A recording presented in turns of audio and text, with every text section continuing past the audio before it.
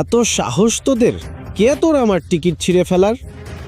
শুধু একটা এয়ারলাইনের মালিক হয়ে নিজেকে রাজা ভাবছিস? আগামী 10 মিনিটে আমি তোকে শেষ করে দেব, বুঝেছিস? এই ছেলে আমাকে 10 মিনিটে শেষ করে দেবে? তোর খুব অহংকার, তাই না? আয়, আমি এখানেই দাঁড়িয়ে আছি, দেখি তো কি করতে পারিস। এরকম অনেককে দেখেছি আমি। হ্যালো, শুনুন আমার কথা।